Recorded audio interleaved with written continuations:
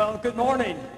I'm Colin Crawford. I'm the President and CEO of Mac Publications. This is an exciting, newly formed joint venture between Ziff Davis and IDG, which is now responsible for publishing Mac Week and Macworld. And I'd like to welcome you all on behalf of the sponsors to Boston and Macworld Expo. You know, more than any other computer company, Apple continues to attract a great deal of media attention, and today is no exception. For me, and I expect for many of you, the last year in the Mac markets felt like being a bit on an emotional roller coaster. You know, highs of optimism followed by troughs of near despair as Apple wrestled with its turnaround strategy. Jubilation as Apple improved and rationalized its product line and made progress with its OS strategies, and then concern as negotiations with the licensees appeared to stall. But for all the followers of the Apple market, nearly every possible solution, every possible solution for Apple has been analysed and dissected. There's certainly no shortage of pundits, to give advice. Gil Amelio, Apple's former CEO, once remarked to me his frustration with the media coverage. My response was that Apple would be facing an even bigger problem if the media stopped caring.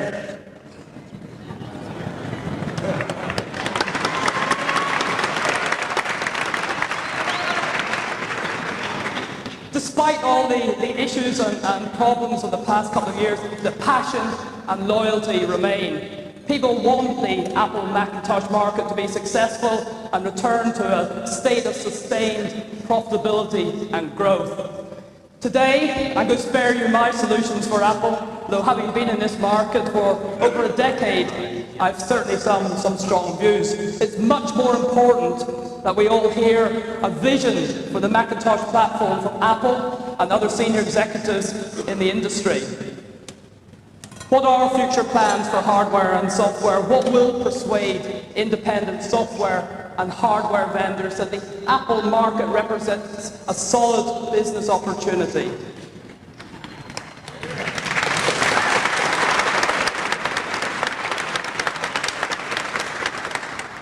I want to leave Macworld Expo at the end of the week with evidence that the Macintosh platform is still one of the most exciting segments of the computer industry.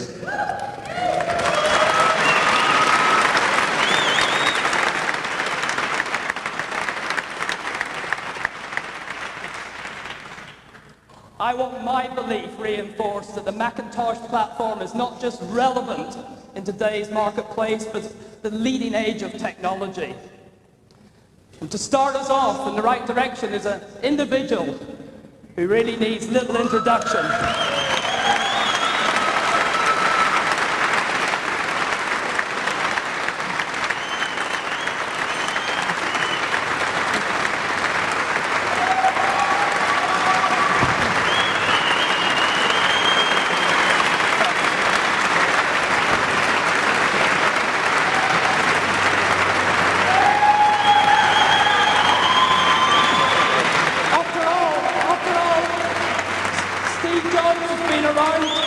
Since the very first Macintosh.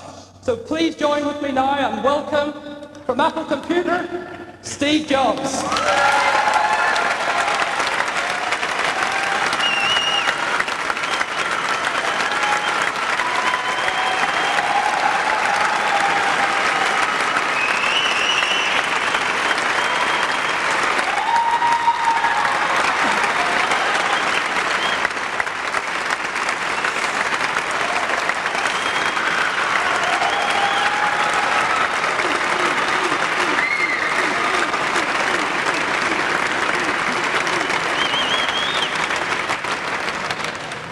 Thank you very much for that warm welcome.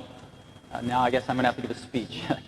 I came today to give you a status report on what's going on and to try to fill you in on some of the steps we're taking to get Apple healthy again. As you know, I'm the chairman and CEO of a company called Pixar, and thank you. And I, like a lot of other people, are pulling together to help Apple get healthy again, and I am extraordinarily confident that that is going to happen.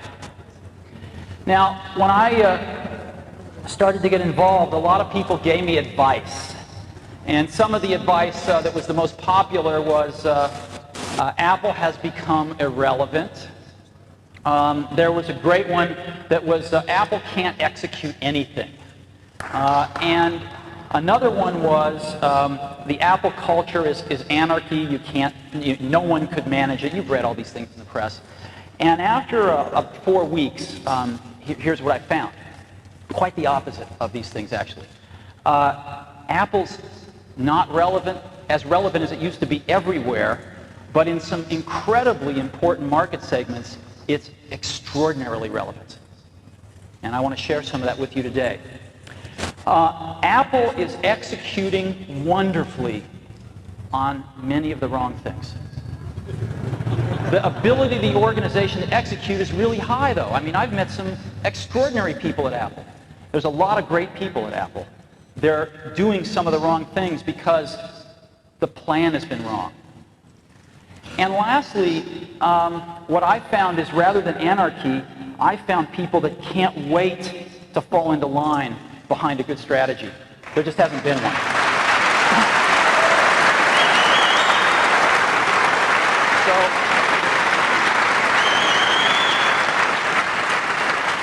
What I see is the makings of a very healthy company with some extraordinarily talented people who are still just as passionate and committed to the dream of computing as they ever were, that need to come together and get a great plan and then start to execute it, and that's exactly what's been happening over the last 4 weeks.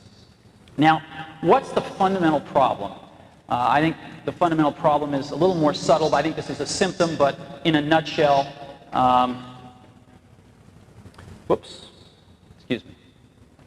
in a nutshell, that's it. Right? Apple's sales in 1995 were 11.1 billion.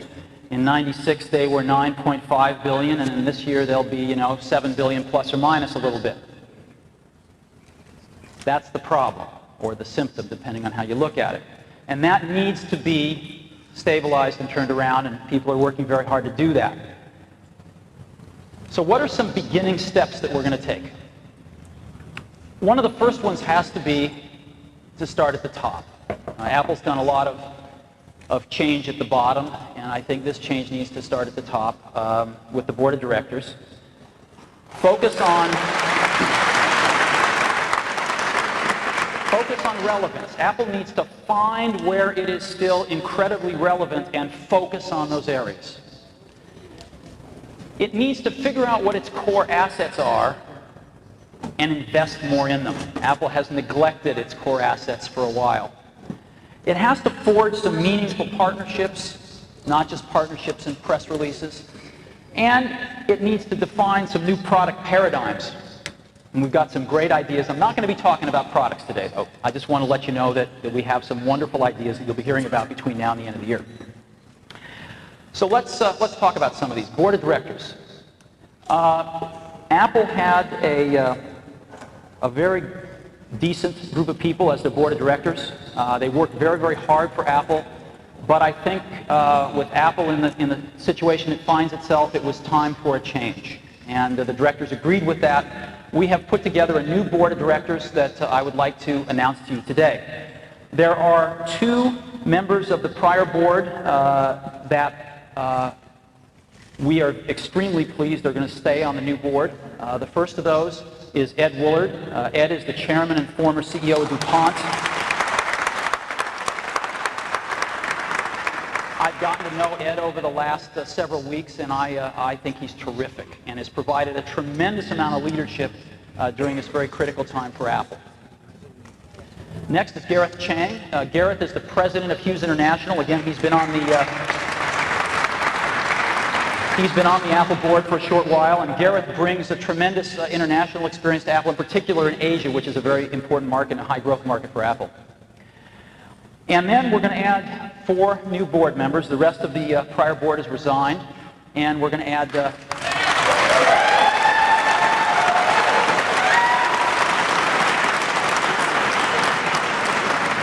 have 4 new board members to carry the company forward. The first is Larry Ellison, CEO of Oracle.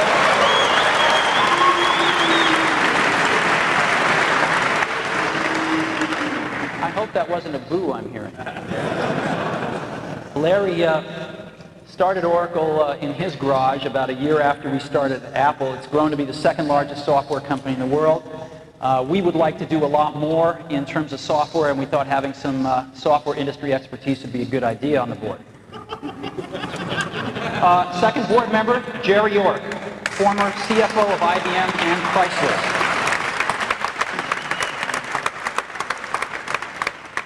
Jerry did a lot of the turnaround work at Chrysler and IBM and is extremely well known and respected in the financial community for his work. The third new board member is Bill Campbell, CEO of Intuit.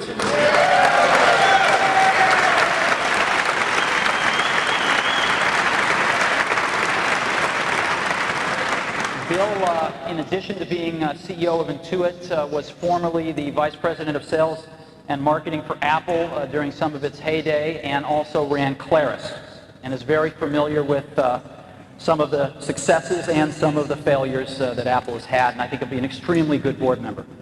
And lastly, I am joining the board as well.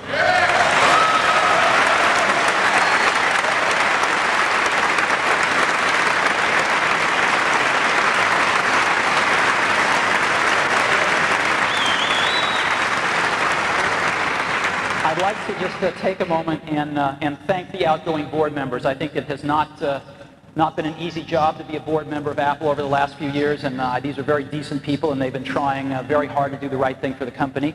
And to welcome our new board members, I think we have a really exciting task ahead of us to help the management team and guide Apple back to health and to prosperity. And so I hope you'll agree that this is a pretty sweeping change. We're adding a tremendous amount of industry expertise. We are not naming a chairman at this time. We're going to wait till we have a new CEO and sort things out when that happens at that time. Now, I put together a little video. If you'd like, I'll show it to you. That just we asked the board members a few questions, and you can just maybe get a little familiar with them. Would you like to see it? Let's go ahead and roll that.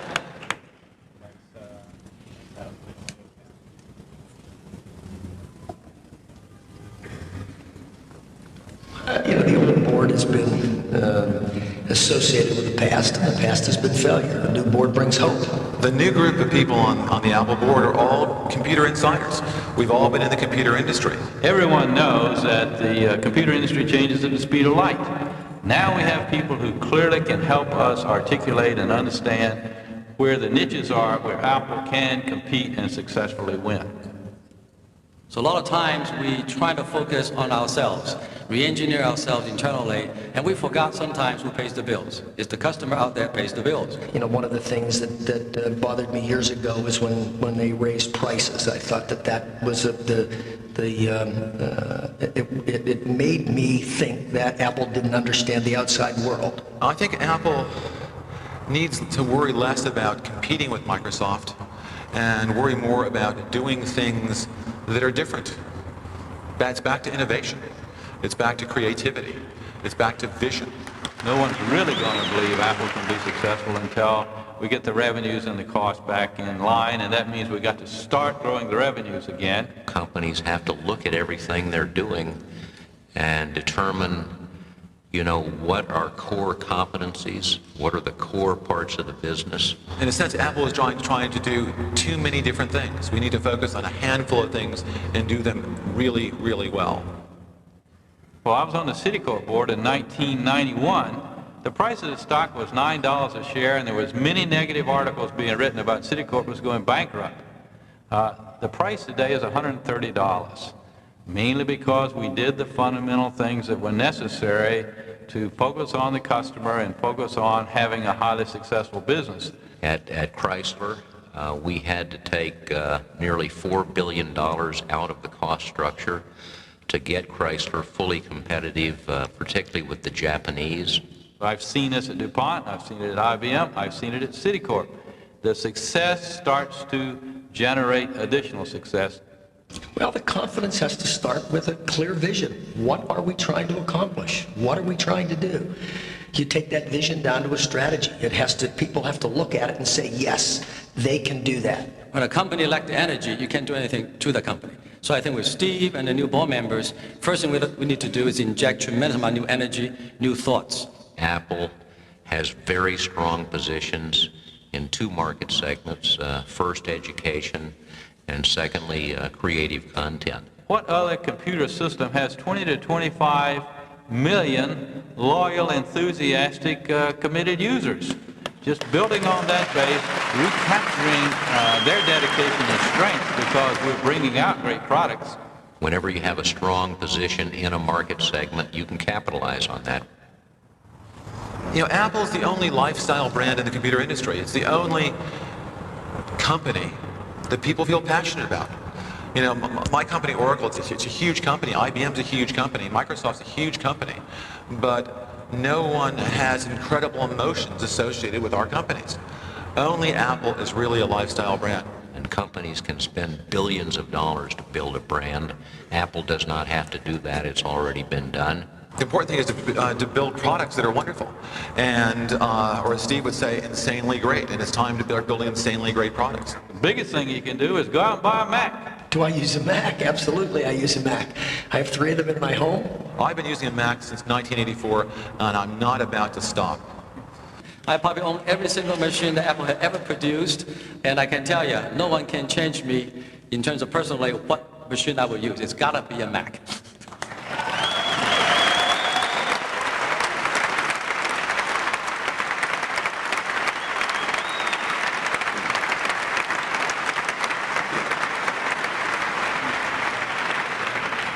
So, as you can see, this is a pretty diverse group of people, a lot of deep industry expertise who come together to say, hey, this world's a lot better place with a healthy Apple computer in it. Okay, next, market focus. Yeah, I can't get anyone to tell me the definitive market share number for Apple, but it's around 7% from all I can gather. And the question is, where is Apple relevant? Where is Apple still the dominant player? Which market segments? And there are 2. The first one I call creative content. It's publishing, design, pre-press, etc. It's creative professionals using computers. And what's interesting is Apple is still the dominant market leader for creative professionals. By far. It's like 80% of the computers used in advertising and graphic arts, design, pre-press, all Macintoshes. And 64% is the best number I could find. 64% of all internet websites are created using a Mac. It's amazing.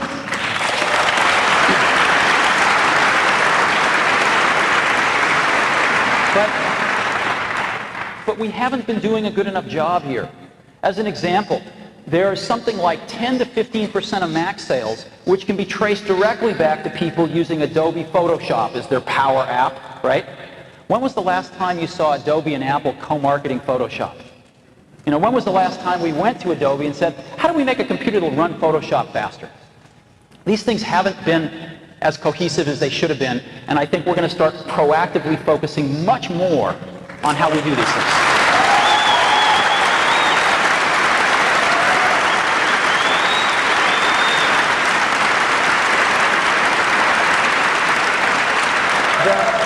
The second market is one that's very close to my heart, is education. Apple put the first computers in education. Apple did it again with the Macintosh. And Apple is still the dominant leader in education. Now, I'm going to ask you a question. Who is the largest education company in the world? Who's the largest education company in the world?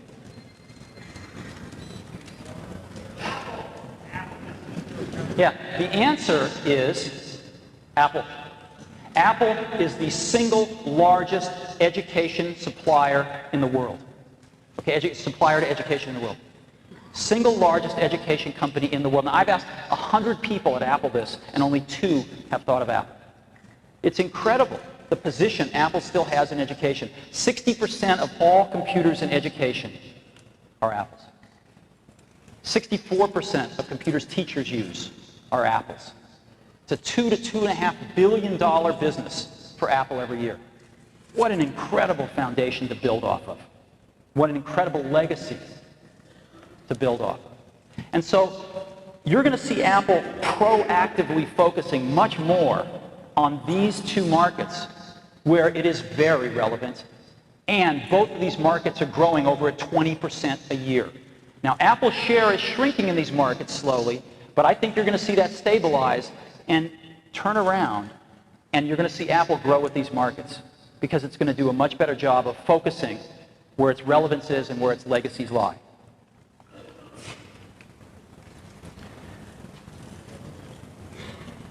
Next, core assets.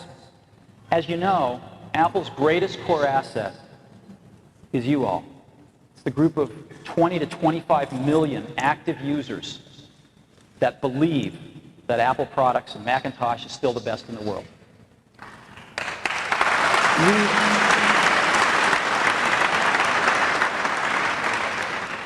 I don't think we've been doing a good enough job taking care of you. Have you called I've called the support lines myself. I've gotten very acquainted with the hold signal. And so I think we're going to see some changes there soon. And I apologize for anything in the past.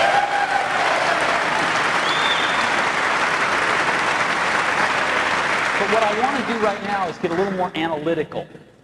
And I want to say, sort of from a more analytical standpoint, what are Apple's core assets? And there's two of them that I've been able to uncover. The first one is the brand itself, and the second is the Mac OS. Now, the brand, if you asked, what are the 5 greatest brands in the world? If you went out and you asked professionals this question, I think Nike would be on everybody's list, Coca-Cola would be on everybody's list, Disney would be on everybody's list, and Apple would be on everybody's list. We have one of the world's greatest brands, and we haven't paid much attention to it in the last several years, and I think you're going to see that start to change. And now I want to focus on the Mac OS. The Mac OS is an incredibly core asset to Apple, and we've been walking all over it. Most people think that we're about to abandon the Mac OS. Most people think that, Macintosh OS 8, which we just released, was codenamed Tempo, as you know, right? So we just released Tempo. Most people think our next release next year, which is codenamed Allegro, will come out, but then our next release will be Requiem. And it's crazy. It's absolutely crazy. The Mac OS is still the best thing in the world. It is still the best thing in the world. There are over 20 million active users. The number's a little closer to 25 million. There are thousands of developers, and there's $1.5 billion software industry built around this thing. This is one of the core assets of the company. And we are going to invest a lot more in it because we think it is an incredible asset and it has yet to really be fully exploited. Apple is about the Mac OS. We're going to be doing other things because we're creative people. But at the core, Apple is about the Mac OS. And all of the fears that I've heard of people that we're abandoning it are absolutely not true. Our latest release, Mac OS 8, I've got some really good news for you. We released this thing 2 weeks ago, and we have already sold 1.2 million copies.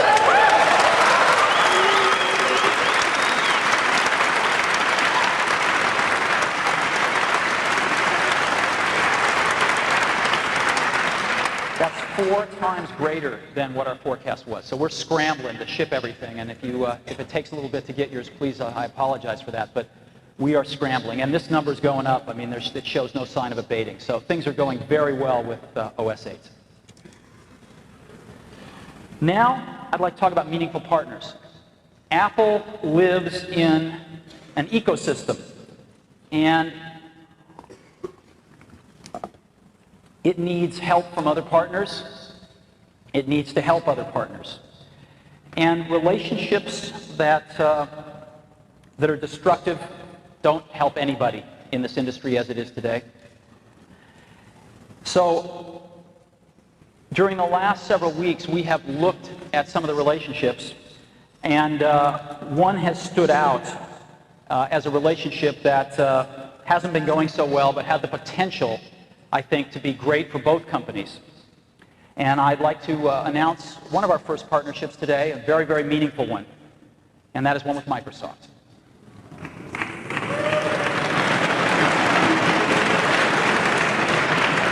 I'd like to take you through this. The discussions actually began because there were some patent disputes. And rather than, I know, rather than repeating history, I'm extremely proud of both companies that they have resolved these differences in a very, very professional way. And this has led, I think, to an overall relationship that we're announcing today that's got several parts to it, and we're extremely excited about. First part of it is a patent settlement and cross-license. The two companies have reached a full cross-license for all patents that exist and for patents that are filed within the next 5 years, and it has been a very serious patent settlement.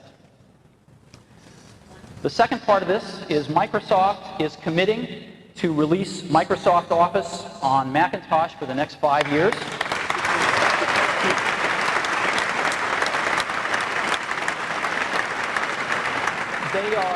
They are going to release the same number of major releases as they release on Windows during that time. Their first release is they're going to target to have it out near the end of the year. It might slip a few months into next year, but they're working real hard on it, and it looks very, very good. Next, we have taken a look at browsers out there, and Apple has decided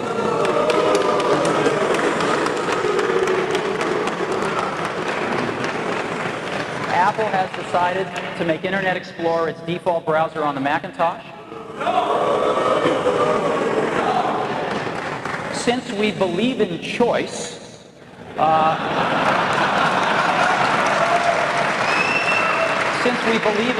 we're going to be shipping other Internet browsers as well on the Macintosh, and the user can, of course, change their default should they choose to. But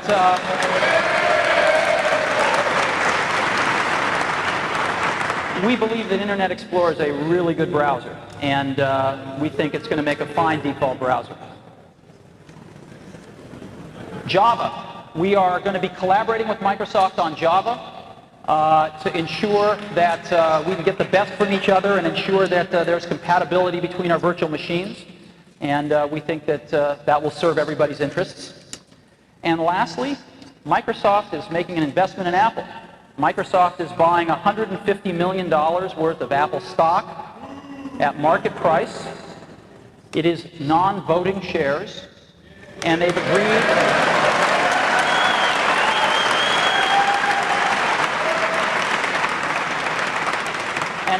not to sell them for at least 3 years. So what this means is that Microsoft is going to be part of the game with us as we restore this company back to health, have a vested interest in that stock price going up.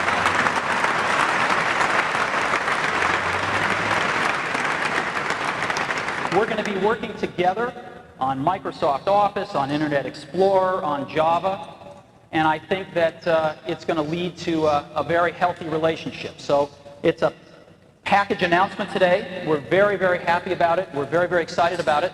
And I happen to have a special guest with me today via satellite downlink. And if we could get him up on the stage right now.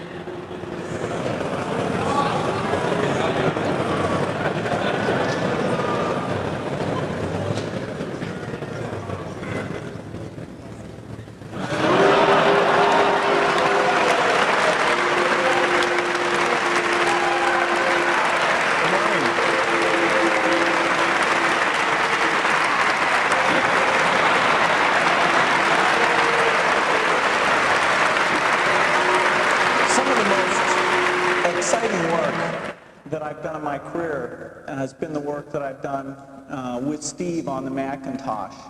Whether it's the first introduction or doing products like Mac Excel. These have been major milestones. And it's very exciting to renew our commitment to the Macintosh.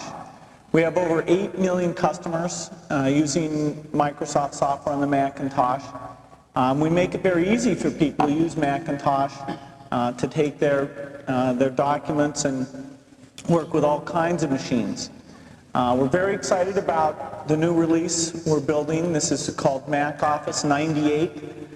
We do expect to get it out by the end of this year. And we've got some real exciting features. It's a product that's going to require no setup. It's going to be an easy transition from people in the past. And I think it's going to really set a new benchmark for doing a good job with performance and exploiting unique Mac features. In many ways, it's more advanced than what we've done on the Windows platform. We're also excited about Internet Explorer. And we've got a very dedicated team that's down in California that works on that product. And the code is really specially developed for the Macintosh. It's not just a port of what we've done in the Windows environment. And so we're pleased to be supporting Apple. We think Apple makes a huge contribution to the computer industry. We think it's going to be a lot of fun helping out, and we look forward to the feedback from all of you as we move forward doing more Macintosh software. Thanks.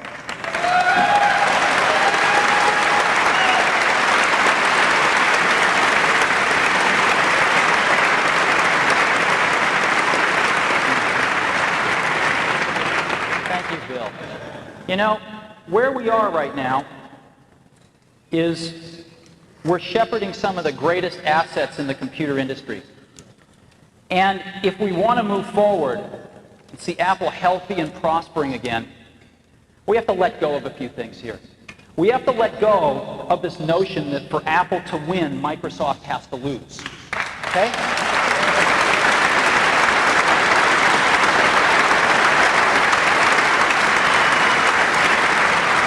We have to embrace a notion that for Apple to win, Apple has to do a really good job. And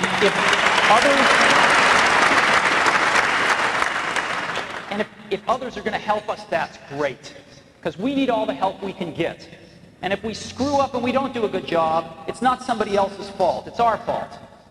So I think that's a very important perspective. I think if we want Microsoft Office on the Mac, we better treat the company that puts it out with a little bit of gratitude. We'd like their software. So the era of setting this up as a competition between Apple and Microsoft is over as far as I'm concerned. This is about getting Apple healthy, and this is about Apple being able to make incredibly great contributions to the industry to get healthy and prosper again.